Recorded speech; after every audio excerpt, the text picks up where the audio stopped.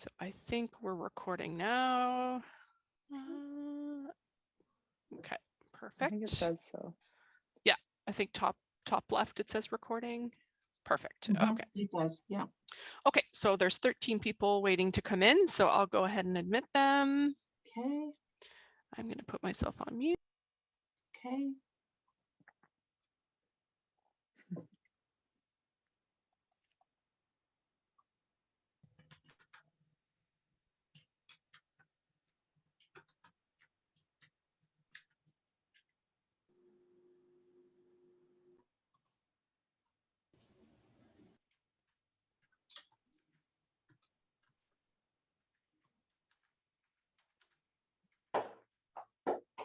This presenter is somebody I used to run with. There she is, right here.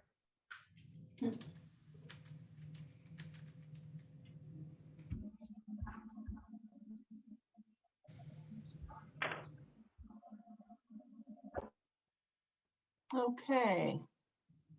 Maybe we'll give it another minute or so and then we'll get started. Yeah. Okay. Just in case there's any latecomers.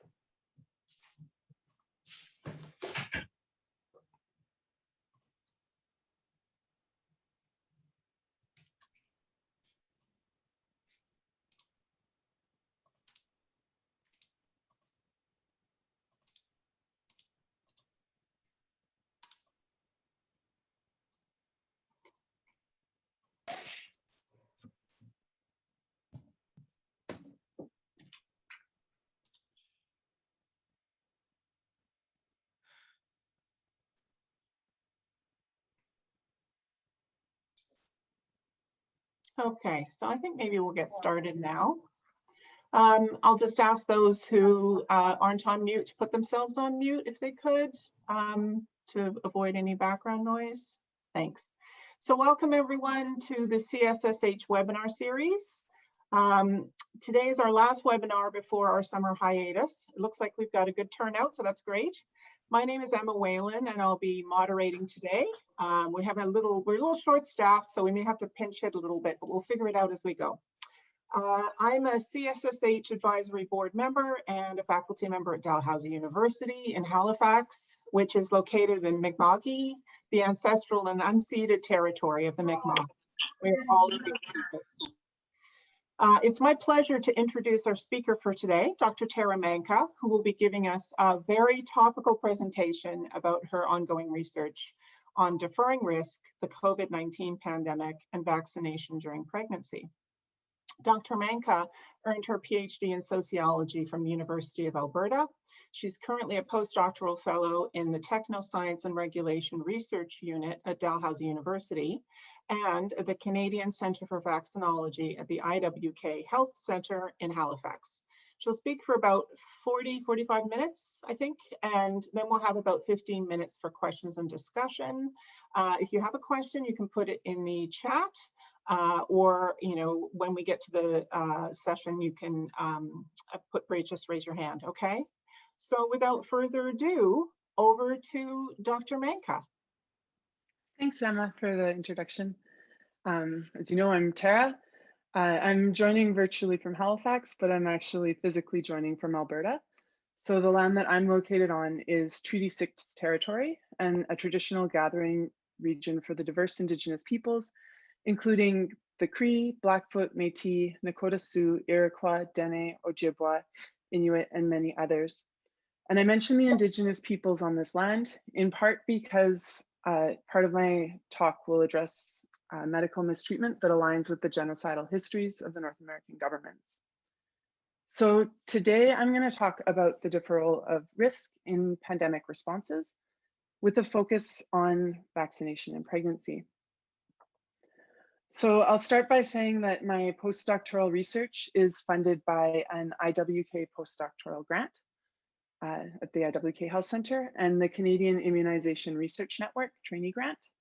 And then I'm also going to refer a little bit to the product monograph study that I was involved with, which was funded by the Public Health Agency of Canada in collaboration with the Society of Obstetricians and Gynecologists of Canada, and also funded by the Department of Pediatrics at Dalhousie University and the IWK Health Centre. So this talk is informed by 3 ongoing studies. First, I wrote a short document analysis of how pandemic responses deferred risk to pregnant women across intersecting sites of oppression. Second, I'll relate my research into vaccine communication and regulation to the exclusion of pregnant women from COVID-19 clinical trials. And third, I'll share some very preliminary findings from my ongoing research with pregnant women and healthcare providers.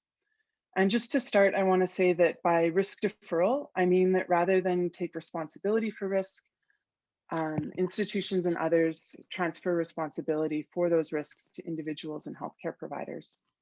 And I'm going to attempt to show how risk deferral is informed through systemic macro level power relations, is practiced by institutions around vaccine regulation, and how it shapes personal experiences with uncertainty. I apply risk theory using an intersectional approach when possible. So intersectional risk theory involves the analysis of how risk, and talk about risk, is entangled with the exercise of power in ways that colonize everyday life, policy, and governance.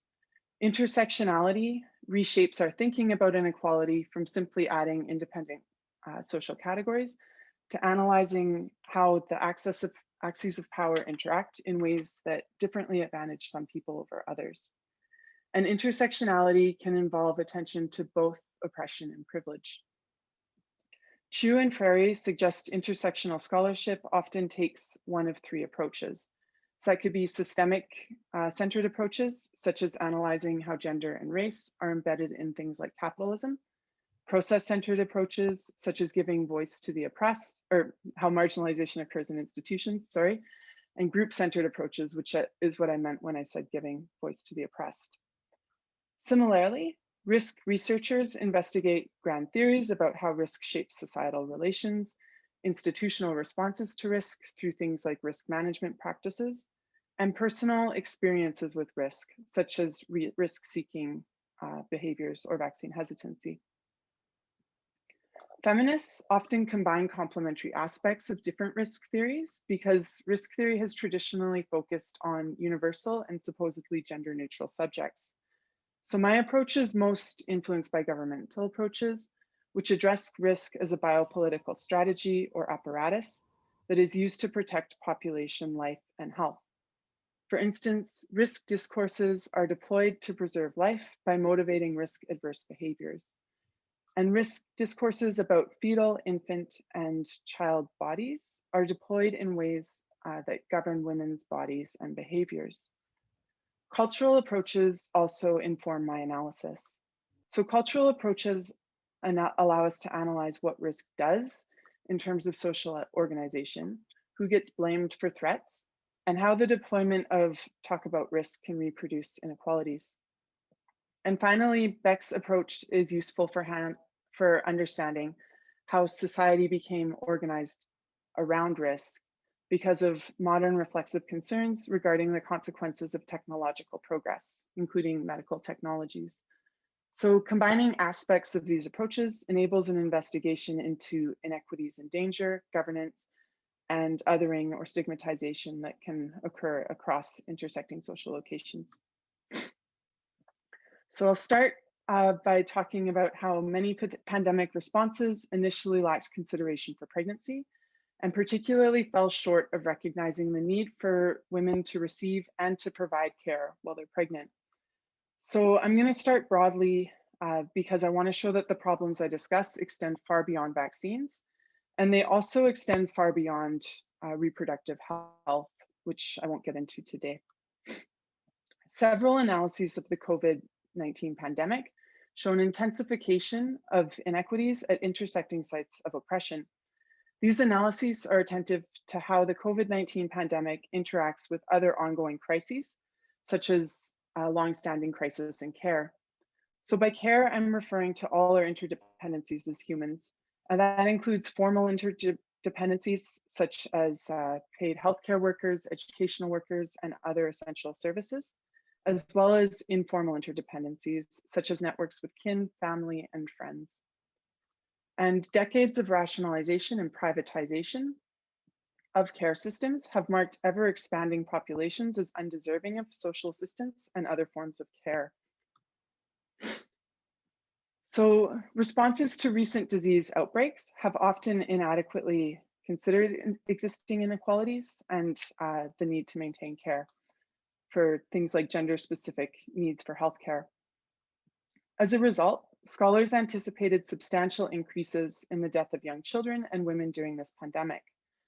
For these reasons, the World Health Organization encouraged nation states to maintain sexual and reproductive health care. Yet many pandemic responses to the universal threats of COVID-19 that aim to secure the population also disrupted access to healthcare, social care, and overlooked other inequities that are necessary for people to have the resources to follow public health guidelines. So in doing so, these governing institutions offloaded responsibility onto individuals. Last summer, I analyzed news media reports, public health guidelines about risk, COVID-19, and pregnancy. And I closely read a subsample of 38 documents for dominant discourses, implications for risk management tactics, and the implications that those had for people at intersecting social locations. I was particularly attentive to infrequently mentioned topics that demonstrated intersecting inequities. So I'm going to discuss 3 themes and how each of the themes relates to an example and one specific social location that intersects with gender and pregnancy.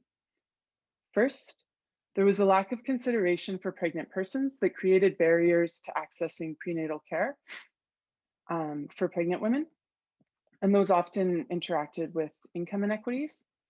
Second, there were precocious clinical guidelines that created the maternal body as risky, potentially risky to the fetus in ways that interact with other forms of discrimination, such as racism. And third, advice columns from neoliberal contexts responsibilized individual women and normalized privilege. So to start, journalists and women's rights advocates reported that many women struggle to access healthcare and childbirth, healthcare during pregnancy and childbirth during this pandemic. Women experienced increased psychological distress, physical health implications, including hospital-acquired infections, and other safety concerns that were especially felt among Black, Indigenous, and people of color who were pregnant, as well as people from lower incomes. Some regions overlooked or lacked the resources necessary to maintain access to medically necessary care for women. News media from several countries reported women's uncertainties about how to access care because of clinic closures or how to travel due to public transportation closures. So China CDC, for example, advises pregnant women to choose to take a taxi or drive a car to access hospitals following the closure of local clinics and the closure of public transit. Directions like these create an appearance of choice, when in fact, many of the people who use public transit do so because of financial barriers that restrict their choice. Second, the WHO recommendations for care during childbirth prioritize known harms of disrupting contact between mothers and infants over possible but unlikely dangers, such as vertical transmission of COVID-19 from mothers to newborns. Practices varied between some clinics, but national public health recommendations in many countries recommended maintaining physical contact between mothers and newborns.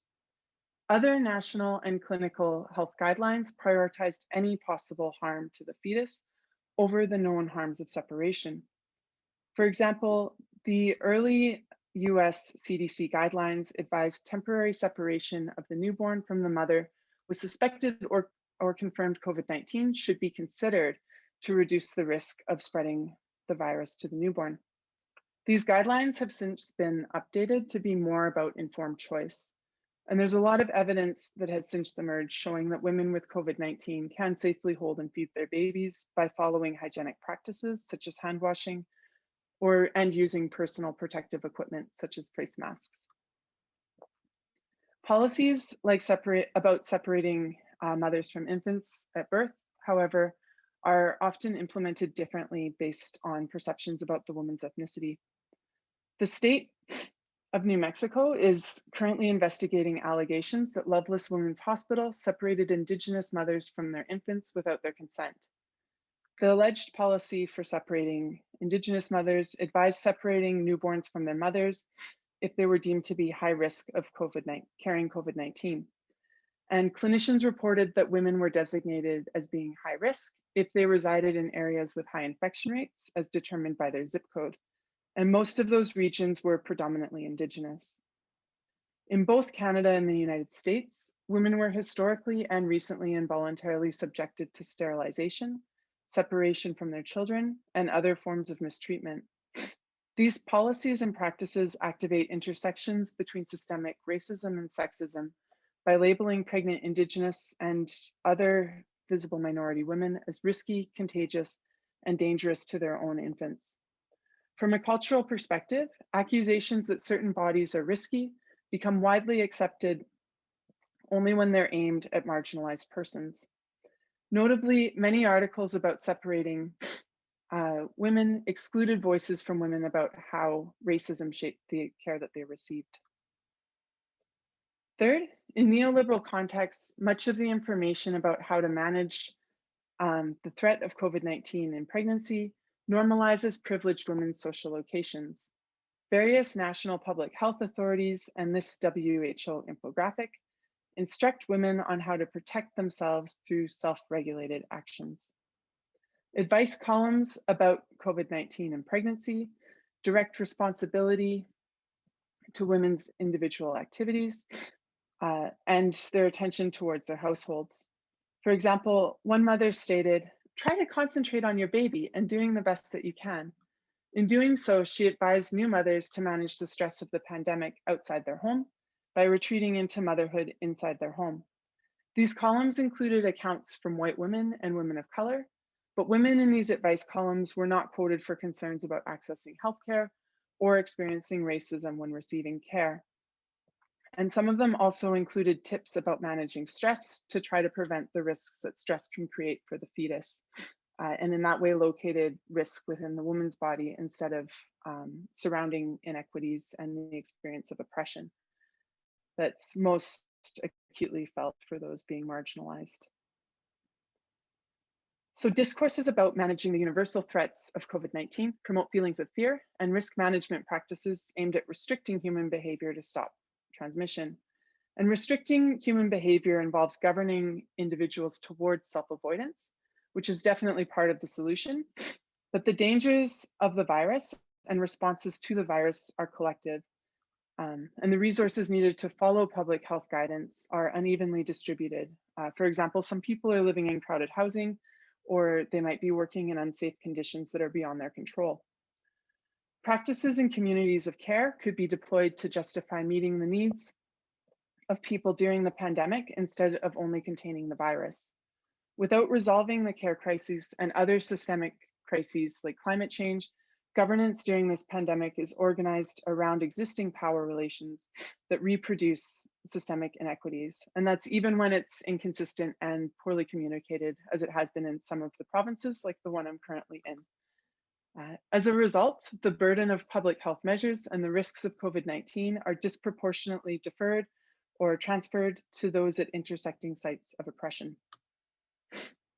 And one of the strongest narratives that we've heard since early 2020 was that a vaccine's what we need to save us. So I'm going to talk about how inconsistencies emerge between public health recommendations and the National Advisory Committee on Immunization, or NACI, with regards to product monograph information that Health Canada approves for individual products. And you might be newly familiar with some of the inconsistencies between NACI and Health Canada because of recent news media about what age groups are recommended or eligible to receive the AstraZeneca vaccine. So national regulatory authorities, such as Health Canada, are bounded by institutional paradigms and the individual disciplinary strengths of their members. Health Canada has undergone regulatory modernization, which has led to some critiques that they may prioritize innovation and financial motivation over transparency and drug safety. That is, drugs and vaccines are approved faster than they were in the past through processes that appear legitimate, but that can also defer responsibility for risks and assessing risks onto the public. In 2020, for example, high-income countries around the world raced to authorize and secure COVID-19 vaccines for their impatiently waiting populations. That race involved pre-purchasing vaccines before any were proven safe and effective, and thereby deferring some of the economic risks of manufacturing off of companies and onto basically taxpayers. So before any COVID-19 vaccines were authorized, vaccine experts wrote about gaps in evidence about vaccination and pregnancy. Such gaps lead healthcare providers to feel that they are responsible for vaccines. The responsibility for vaccine safety in pregnancy is deferred onto them and the individuals in their care. For example, last fall, 2 obstetricians published about their experiences providing care without adequate evidence. They said the exclusion of pregnant women from most clinical trials leaves clinicians to do this experimentation outside of a controlled clinical trial settings.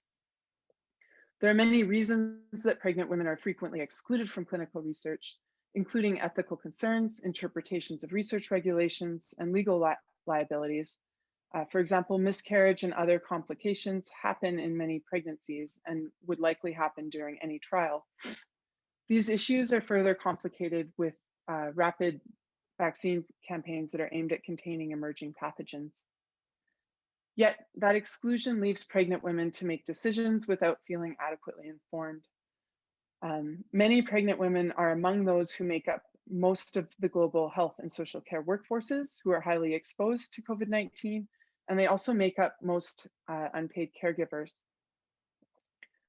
Pregnant women are considered high risk of many diseases as well because of changes to their immune system, and they might be in groups that are prioritized to receive the vaccine earlier than the general population who is the same age as them. Scholars and ethicists have argued for the inclusion of pregnant women in adapted clinical trial research for many reasons, including that their altered immunity might impact how they respond to the vaccine and how effective it is. Vaccination in pregnancy could also benefit both the woman and their fetus or future baby through antibody transfer.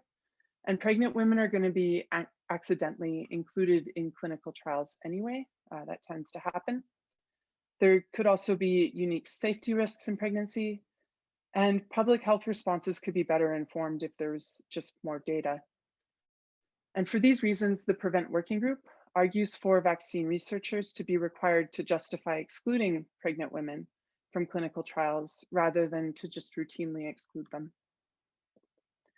The delay in evidence from exclusion can result in public health recommendations against vaccinating pregnant women, who thereby become responsible to avoid contracting a disease without the benefits of vaccination.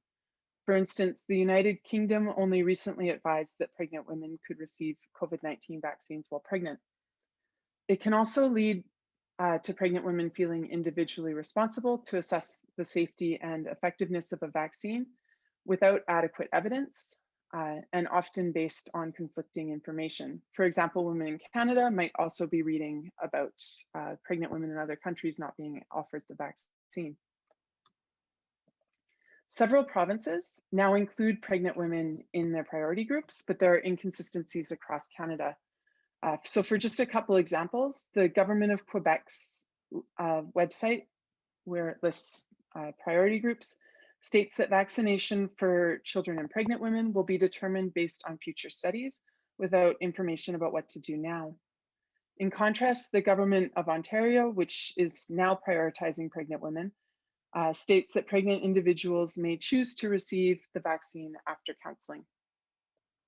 Provinces use recommendations from NACI to inform their prioritization lists. And NACI currently recommends COVID-19 vaccination may be offered to pregnant people based on a risk assessment and informed consent discussion about the gaps in evidence. Yet recommendations from NACI can be inconsistent with the manufacturer-produced product information that Health Canada regulates. So although the differences between NACI and Health Canada are starting to appear in the news, they're still not widely known. So I'm just going to quickly go over why there's often differences between NACI recommendations and Health Canada regulated product monographs, or product labeling information as it's called in other countries. NACI makes vaccine recommendations, whereas Health Canada regulates product monographs to contain information about specific vaccine products' properties, indications, and contraindications. NACI considers the disease burden in a region, whereas product monographs do not. And NACI considers a broader spectrum of evidence, whereas monographs are primarily based on pre-licensure, manufacturer-owned, and product-specific data. NACI regularly updates recommendations based on emerging evidence, whereas monographs may be updated if a third party identifies a safety concern, but efficacy data may not be updated about use in pregnancy. So these differences can create inconsistencies in messaging between these two sources. For these reasons, product monographs for the vaccines that have been authorized under Canada's interim orders state that safety and efficacy of vaccination in pregnancy has not yet been established. Those statements should change when manufacturers apply for full market authorization if there's more data available, but we don't yet know how much they will change. For example, NACI first recommended vaccination in pregnancy to protect against whooping cough with the Tdap vaccine in 2018, and influenza in 2007 with inactivated influenza vaccines. Yet most monographs for these products still send a different message. In line with findings from my research with my postdoctoral supervisors, Health Canada approved updates to Adacell's statement for their Tdap vaccine, which had previously stated that the product had not been assessed in pregnancy. It now includes an indication for vaccination in pregnancy, for passive immunization against pertussis or whooping cough disease in young infants. It includes more data about vaccine safety and effectiveness, and it includes NACI's recommendation for use in pregnancy. Based on our study that evaluated similar statements, we think these changes should improve healthcare provider confidence in recommending vaccination in pregnancy. But these changes have not been made to monographs for another Tdap vaccine or for influenza vaccines that NACI might recommend in pregnancy in Canada. So there's a possibility of long-term contradictions between NACI recommendations and industry-produced product monograph information about COVID vaccines. So guidance to include pregnant women in randomized controlled trials predates COVID-19, yet fear of harming a fetus or pregnant participant through medical research creates a vulnerability paradox, where there is insufficient evidence to make informed decisions about vaccination in pregnancy once vaccines become available. Without evidence, responsibility for assessing safety of a vaccination in pregnancy falls onto the pregnant individuals and their healthcare providers. That is, efforts to protect women from clinical research defers responsibility for assessing the safety and effectiveness of medical technologies from institutions and onto individuals. So far I've talked about how overarching responses to the risks of COVID-19 recreate systemic inequities, in part through an inadequate consideration of pregnancy and other intersecting inequities. I've covered how the deployment, regulation, and development of vaccines did not initially consider pregnancy. And now I'm going to touch on how some of my participants in my ongoing research talk about COVID-19 vaccination. So I expect these findings might change a little as I keep doing research and analyzing data. And before I began this study, I began this study before the COVID-19 pandemic. It was initially funded to research perceptions of influenza and Tdap vaccines. And as will become clear, the COVID-19 pandemic has shaped and pretty much taken over a lot of my research, as it has with a lot of our daily lived experiences. The aim of this study was to investigate the role of gender and emotions in information about vaccination and pregnancy and interpretations of that information. And the study began with a content analysis that focused on information about influenza and Tdap vaccines that I used to inform the development of an interview guide. And I'm still recruiting pregnant women and especially healthcare providers and key informants who develop information about vaccination in pregnancy. And they usually participate in 1 to 2 interviews. So the first interview targets perceptions of vaccination in pregnancy generally. And the second is aimed at gathering participant responses to 2 to 3 information sources, as well as updates to what they've been thinking about with vaccination in pregnancy. And at this stage, I have a few interviews transcribed and more booked, including one today. And I'm still recruiting participants, particularly healthcare providers and key informants. I've interviewed 26 women, including 20 pregnant participants and 6 healthcare providers. One of the healthcare providers was also a key informant, and 24 of my participants have scheduled or completed 2 interviews. The key informant and myself both mutually decided that we didn't need to review information that she made together. Of the 20 pregnant women who I interviewed, 2 were actively providing prenatal care for part of the pandemic, or ongoing. And they, as well as the key informant, were the ones who had experience discussing COVID-19 with pregnant women. The other 5 healthcare providers who I interviewed, I talked to prior to any COVID-19 vaccines being authorized, as well as 3 pregnant women I also talked to before any vaccines were authorized. So today I'm going to focus primarily on interviews with pregnant participants. Pregnant participants were from 8 provinces and territories, including 8 from Ontario, and most self-identified as white, highly educated, married or common law, and working in a health-related field. 2 identified as queer, and others mentioned mental health or physical health challenges, including being listed as a high-risk pregnancy. Many sounded like they were feminists, and they'd use words like cisgender to self-describe, or they might even use feminist to self-describe. And one participant had recently given birth, whereas others were currently in their 2nd or 3rd trimesters. At least 4 women who were currently pregnant had previously had 1 to 5 unsuccessful pregnancies, and 1 participant withdrew prior to interview because of a pregnancy loss. With that, 3 women were pregnant through fertility clinics, 2 to use in vitro fertilization, and 1 because she was in a same-sex relationship. So participants were not typical of most pregnant women in Canada, and they looked nothing like, most of them didn't look anything like the image on our study website, which is shown here. By the 2nd interview, nearly half the women I interviewed were vaccinated, 3 were waiting to become eligible, and 6 were still deciding. 1 firmly said no, and 1 who I interviewed didn't really mention the COVID-19 because we talked prior to any vaccines being authorized.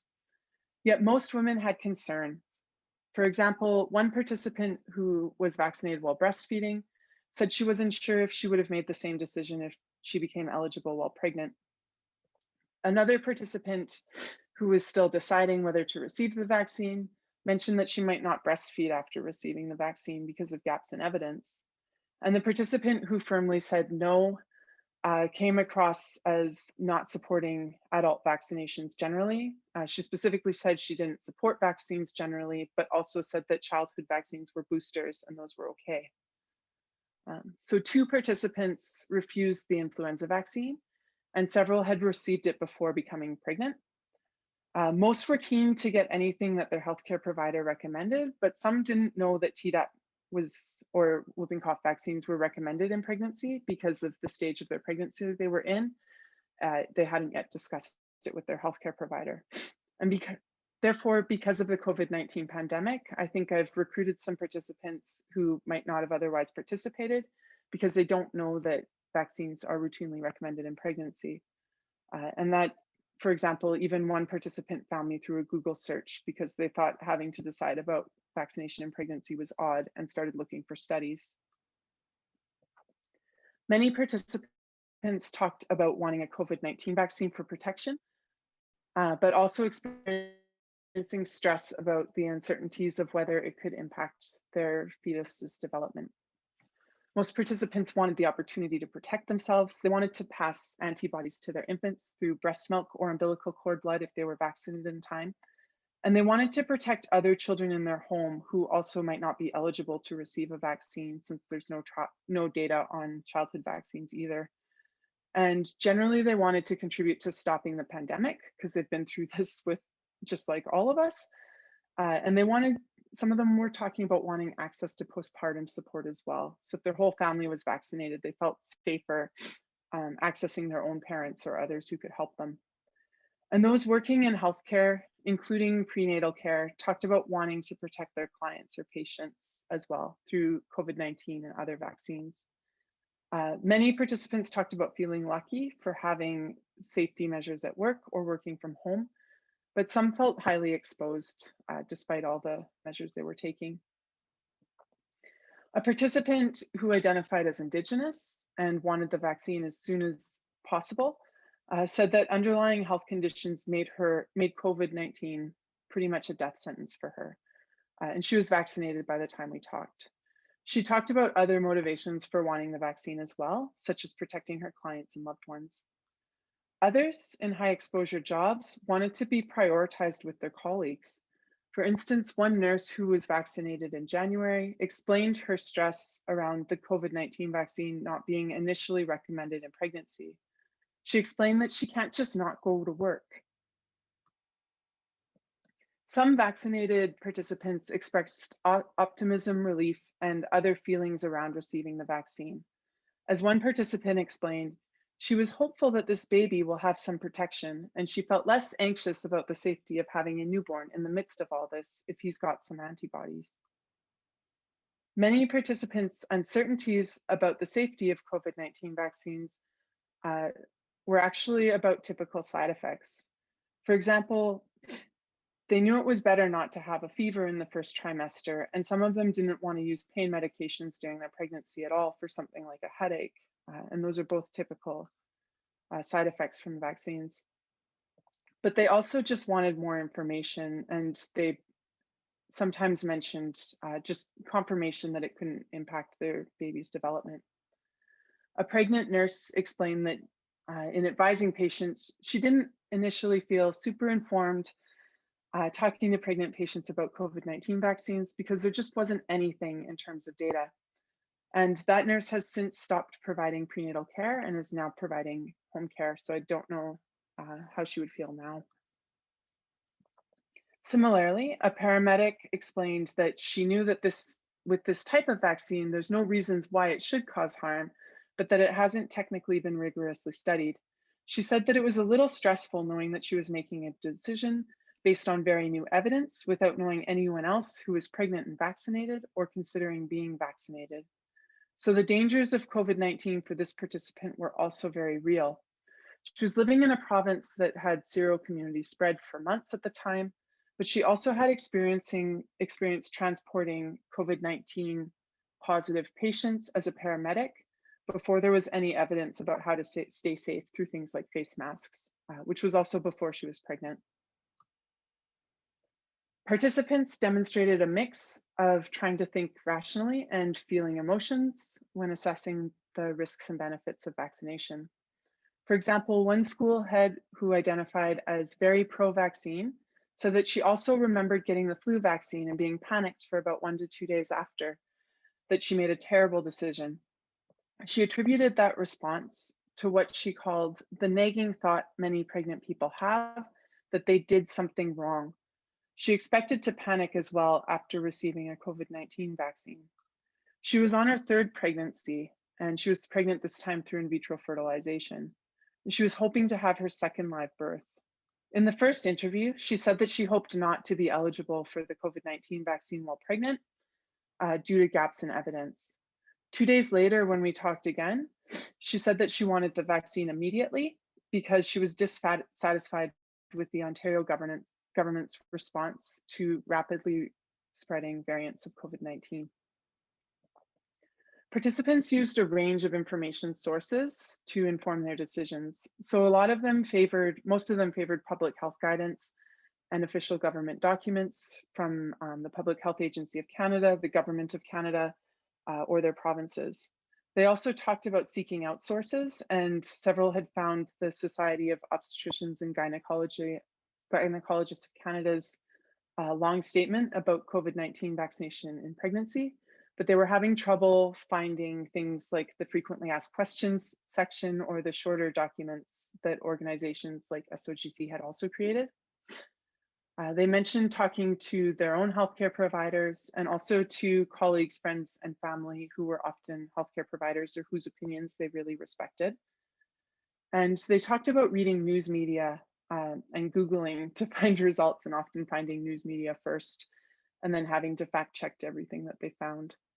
And sometimes the fact checks only involved checking that the information looked reliable or that there were sources being cited, rather than actually going back and reading the studies. Even so, they expressed displeasure with the inconsistent messaging that they felt put a lot of pressure on the pregnant person to make their own decision. Several participants mentioned the burden of choice when information was rapidly changing and often contradictory. The perception that pregnant women could not be ethically included in clinical trials seems to be widely held. One participant even mentioned how that exclusion meant that product labels, or in Canada, monographs, say that it's not recommended for pregnant and breastfeeding people, but that gaps in information didn't mean that vaccination was a bad idea and that the actual answer is more nuanced. And so far, no participants have challenged the ethics of excluding pregnant women from clinical trials. Participants also mentioned differences in eligibility between provinces, countries, and over time within their same province as another challenge. A couple of participants talked about challenges with the informed consent process. For example, one said that they would lie if they were told that they couldn't receive the vaccine while breastfeeding. And another said that she had to convince her health and wellness rep at work that she had permission and had discussed the vaccine with her doctor. She said that she had only talked to her mom, who was a doctor, because she didn't yet have an obstetrician. And then she had to fill out a form and take it to the nurse, and again, wait for the nurse to ask her supervisor if she was allowed to vaccinate a pregnant woman. And as a result, she felt like everyone was making a really big deal out of her getting the vaccine, and that she was signing the risk away rather than being supported by the healthcare system. Women had mixed responses to the emphasis on individual choice and the informed consent process. All wanted autonomy over what happened to their bodies, and they wanted all pregnant women to also have autonomy over what happened to their bodies. Some thought that promising evidence was emerging, but they also wanted expert guidance or recommendations like they would get for other health decisions they make. And finally, some seem to perceive their choice as an opportunity to benefit from the vaccine despite gaps in data. The three healthcare providers who discussed COVID-19 vaccination with pregnant individuals were following the informed consent process and trying not to lead their patients' or clients' decisions. Still, one pregnant midwife explained that they were leaning more towards COVID-19 vaccine in pregnancy being more of a recommendation rather than just providing evidence, because more evidence was emerging that the vaccine was safe and beneficial. Most pregnant women who have spoken with so far said that their healthcare providers are supportive and encouraging, even when they feel isolated in making that decision about the vaccine. And as I started off with, most of the participants in my study are highly educated, white, and relatively privileged. They're all living in Canada, so in a relatively high-income country. And they were aware, and I'm also aware, that many pregnant people in Canada may experience additional challenges. For example, one healthcare provider mentioned that information is rarely updated or rarely available in some of the languages that her clients speak as their first language. Racism and colonialism also appeared in the news last summer regarding concerns about whether vaccines were adequately tested in participants who were visible minorities or Indigenous. And those concerns could interact with other concerns about evidence for vaccination in pregnancy. I have no idea if that's the case. And similarly, income could create barriers to access, as it does with other vaccines. And citizenship could also be a concern, especially for undocumented migrants who might not be very comfortable going into healthcare settings. In terms of risk deferral, gaps in evidence result in communication and an inability to create clear recommendations. And without clear recommendations, women in Canada are presented with a choice that is also a responsibility to make the right choice for themselves and especially for their fetus. That choice may involve work to express their informed consent beyond what is required of other residents in Canada. And as a result, individuals might feel individually responsible to assess the risks of the disease, of the COVID-19 disease against the uncertainties of vaccination and pregnancy, beyond what they already do to assess other health decisions they make in pregnancy. So I'll end by emphasizing the need to move beyond understanding and responding to the supposed universalities of risk. There's a lack of research into vaccination and pregnancy that leaves women feeling personally responsible to assess safety and effectiveness that should be evaluated by those developing vaccines, assessed by drug regulators such as Health Canada, and then recommended or not based on the available evidence and when the evidence becomes available. At an institutional level, women and their reproductive capacities are constructed as something abnormal or vulnerable and excluded from clinical trial research.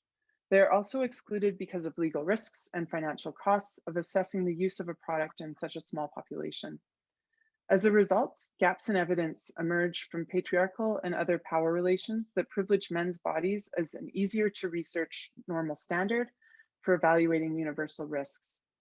In doing so, medical research is informed by and recreates systemic power relations that defer or transfer risks in ways that recreate inequities across intersecting sites of oppression.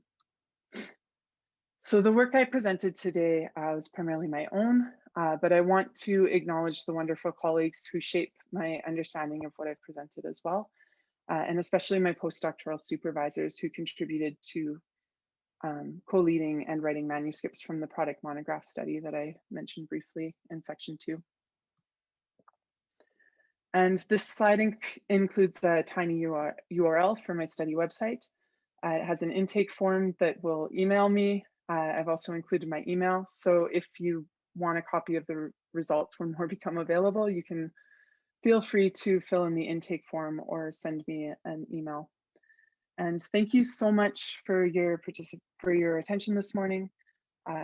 I expect there could be a mix of different disciplines in the audience, and I'll do my best to answer questions from any of the perspectives that you have.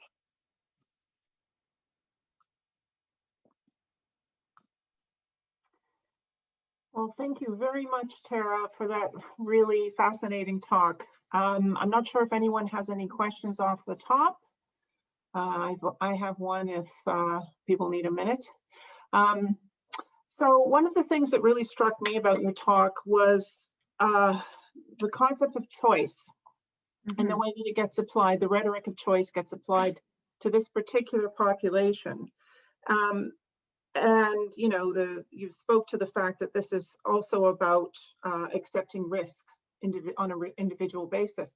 I'm wondering if you have a sense of whether that rhetoric of choice gets used with any other group, because I don't think I've seen it used with any other group. I've seen a lot of emphasis on responsibility to get yourself vaccinated, but very little on choice. And how much of this is about liability and you know, thinking particularly about the AstraZeneca vaccine and the concerns that have been raised about that one with the blood clots. So yeah, I don't know in terms of the rhetoric of choice. I mean, it's really prevalent in other health decisions for a variety of groups, but there is a lot on responsibility to get vaccinated for other groups. And where pregnant women only make up about maybe 1% of the population or so, the contributions to herd immunity would be seen as a lot lower. So the responsibility to others might be seen as lower. But yeah, it's definitely a lot about choice. And I think I've lost part of your question, actually. Sorry. Well, I suppose, yeah, I'm not sure how well formed a question it was. It was a sort of rambling musing about the fact that I haven't seen choice used very much in terms of the context of the COVID vaccination. I've seen choice, of course, used in a lot of other healthcare contexts, but there's almost a kind of anti-choice rhetoric in a lot of the promotion of getting yourself vaccinated. So it's particularly interesting that this group choice is emphasized so much. So yeah. Yeah, and I heard one anecdote about a pregnant woman being afraid of having a mandatory vaccine through work while being scared, but I don't have anything beyond an anecdote that this is a possible thing that they might be worried about. Okay. Does anyone else have a question? I have a question. This is Carolyn Chamberlain-Rowe from the University of Ottawa. I'm wondering if in any of your interviews, participants weighed the uncertainty associated with the communications around the vaccine and its efficacy and its safety in pregnancy, but also the variability in the messaging around risk associated with COVID in pregnancy. So at the beginning of the pandemic, many pregnant women were told, oh, it's very low risk, your fetus is very low risk, and now we have women in the ICU. So there's been a roller coaster of emotion when it comes to the actual risk of COVID in pregnancy, and a roller coaster of emotion when it comes to the risk of vaccination to pregnant women. So I'm wondering if that has interplayed in your interviews at all. Yeah, I haven't actually seen that come up much. And I think one of the reasons might be that all the pregnant women I interviewed were starting around December. So at that point, we already knew that COVID-19 was dangerous in pregnancy, and they were moving towards authorizing vaccines. So this was what was first and foremost on people's minds. When there was a lot of news media about the blood clots with the AstraZeneca vaccines for a couple days, and they were still available to everyone over 18 years old, I had 2 interviews at that time where they were really talking about blood clots and concerns about blood clots. So it seems like some of the topics covered do fluctuate with the news, but there wasn't any media or talk about COVID-19 not being dangerous during the interviews, which I think shaped what happened. And a lot of them became pregnant after the evidence that COVID-19 was safe, right? Because they would have already had their babies otherwise. Yeah. Oh, yeah, and I had the one who refused the vaccine, just didn't really perceive diseases to be a risk either. Great, thank Okay. you. We have a question from Chandel Goss. Hi there. Thanks so much for your talk. I was really interested in all of the research that you're doing. So I'm a fellow postdoc. This is not my area, but I am 35 weeks pregnant and very excited that I'm getting my vaccine next week. And I was just wondering if you're noticing in your research, or just even in sort of the conversations you're following, I imagine you're tuned into them on like social media and things like that, if there's regional differences that you're experiencing. So for example, I'm in Ontario, and so my concern of getting a vaccine is definitely constructed by like the current situation I find myself in. Yeah. And then I speak to other friends who are pregnant in PEI, for example, and they're a lot more vaccine hesitant, I would say. And I think that they have some reasons to, like, they're afforded more ability to be hesitant. So I'm just wondering if you're seeing anything like that. Yeah, 8 of my participants so far, or pregnant participants so far, are from Ontario. So that leans the sample quite a bit that way.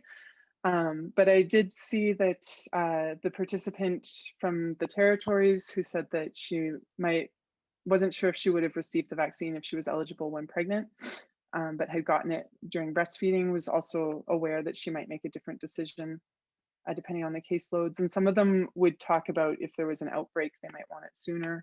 One of them did change her mind because she was also in Ontario and watched the cases go up, or changed her mind about how soon she wanted it anyway. And yeah, so there's definitely regional differences and depending on the disease burden at the time. So separating region from time is a little tricky as well, where the interviews are happening over, most of them happened in April, but everything's changing so quickly. Thank you. Any other questions or comments?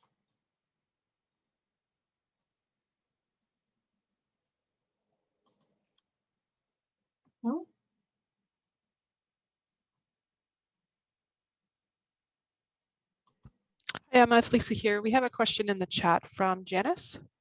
Oh, we did. Sorry, I didn't see that. Okay. Okay, this is from Janice Graham. So, hi, Janice. Emma's question about choice versus the responsibilization discourse is a great question. Thank you very much.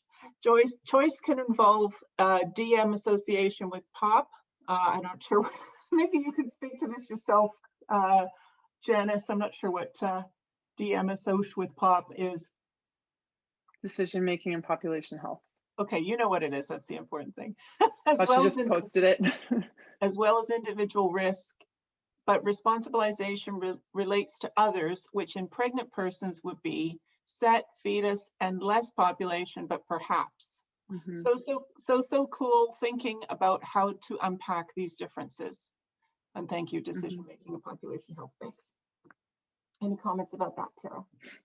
Yeah, I mean, responsibility to the fetus came up a lot with pregnant women, and really they had, I think all of the participants had taken that on, that they wanted to be really a healthy body for their fetus to develop.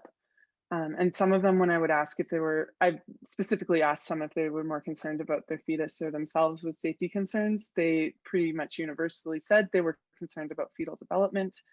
They weren't concerned about their own safety from the vaccine. And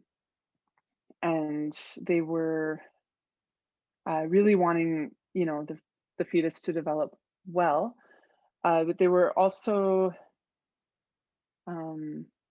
really acutely aware of the uncertainty around the vaccine during pregnancy, whereas they might say that if they're breastfeeding, they're not worried about those safety concerns, and breastfeeding after receiving the vaccine, several of them said that because they can see the baby. So the idea that they can see the baby gave them a sense of more control in being responsible to their child. Right. Yeah, I mean, that makes me think about, so I'm currently doing work on hand washing campaigns, and that makes me think about the responsibilization of mothers. It's also, it's almost impossible for a mother to be able to say that the fetus is not her top priority, isn't it? Yeah. I mean, what would happen if you did, right? Yeah. And Janice has another question in there about responsibility to society and the population, which came up in a couple interviews, and I need to really, I have done very, very limited analysis, so I need to go through and pick out how much. But some of them did mention wanting to contribute to ending this, right? They want the pandemic to end. They've been waiting for the vaccine before they got pregnant, a lot of them, just like the rest of us, and always planning to get it, and now they're pregnant. And some talked about wanting to protect, you know, people at their work. One mentioned wanting to protect healthcare providers that delivered her baby because it's difficult to wear a mask during childbirth. So there was responsibility to others. At least one mentioned that their elderly father living with them. So these types of things as well. Any other questions or comments?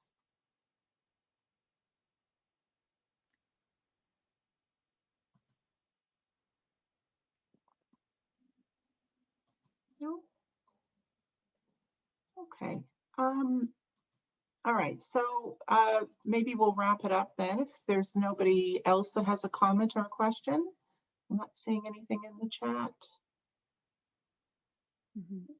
Okay, all right, so that was great. Thank you, Terra. Unfortunately, that's all the time we have, really. I mean, I've got a couple of quick comments I need to make. I want to thank our speaker today, Dr. Terra Manca, Lisa Childs for her tech support today, and everyone who's attended and helped to organize the webinar series this term. We're planning to be back in the fall with some more great speakers, and so watch the CSSH website for that. Have a good and healthy summer, everyone, and thanks for coming.